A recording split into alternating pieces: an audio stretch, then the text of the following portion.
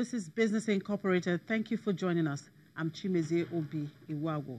On the show today, IMF says optimism in South Africa's economic recovery fading. Libya oil boss sees country exempted from future OPEC cuts. Plus, Malawi gold rush pulls in villagers as excitement swells. We'll begin with the markets, and amongst the markets we track from the African continent, the Nigerian market and the market in Egypt are closed today for the Muslim holiday. However, the NSE index started the week on Monday on a positive note, up 0.15%. The JSE index in South Africa is trading today, but was down 1.12% at intraday. Kenya is trading, but closed negative on Monday. In the Middle East, all the markets we track on the show are trading today and not observing the Muslim holiday. At intraday, they were all in the red, with Abu Dhabi leading losses down 1.75%, Dubai down 1.21%, Qatar down 1.25%, and Saudi Arabia down 0.35%. In Europe, stocks were sharply lower in the morning trade as investors digested the latest individual news while waiting for any further developments surrounding Brexit. Let's look at the day's trading and other developments in the European space with my colleague there in Frankfurt, Annette Wisbech. Good afternoon, Annette. It's been a very long time and happy to see you again on the show. So tell me, tech stocks are getting dumped. Why is the sell-off so pronounced? Banking stocks as well have a very bad day, right? Yeah, it is actually a very bad day in general on the stock market, but predominantly, as you were saying, it's tech stocks which are weighing down the indices, and together with banking shares. The tech stocks, they are just out of flavor currently with investors. There's this wisdom on the stock market, never catch a falling knife, and that's very valid apparently for tech stocks. They had really record valuations until recently because everybody was thinking that's the new world we have to be invested in.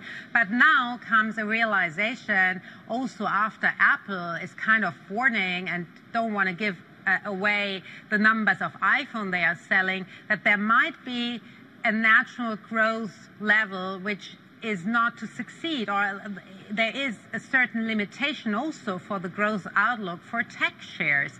So meaning investors are concerned that in the future growth rates are not as high as the past, meaning that perhaps there's not as much demand for phones, for semiconductors, and also internet services as one had previously thought, and that's one of the biggest reasons tech shares are getting dumped.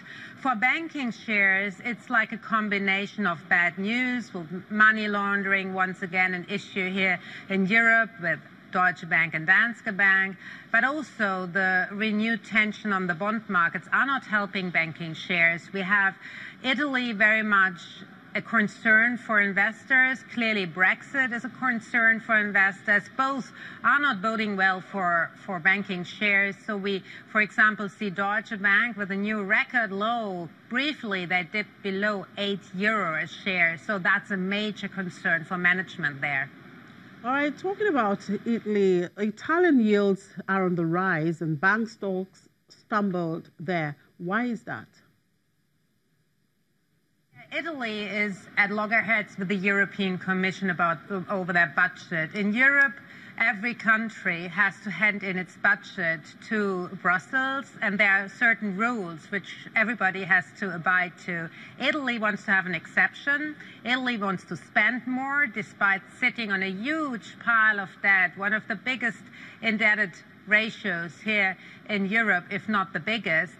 And that is a crucial problem now for bondholders because nobody really knows what's going to happen next. The European Commission is going to meet tomorrow, and they will issue their opinion. Most likely that will entail a first step towards disciplinary proceeding against Italy. In the end, that could mean Italy has to pay a fine to Europe and could also be frozen out from EU funds, which are normally channeled to Rome, because they have a huge demand for infrastructure investment, etc., pp. So, and the problem is whether investors are again putting their money into Italy. We have seen that investors really withdraw a lot of money out of that bond market, and that could be a huge problem as soon as next year, because next year Italy has to refinance some 300 billion euros of debt.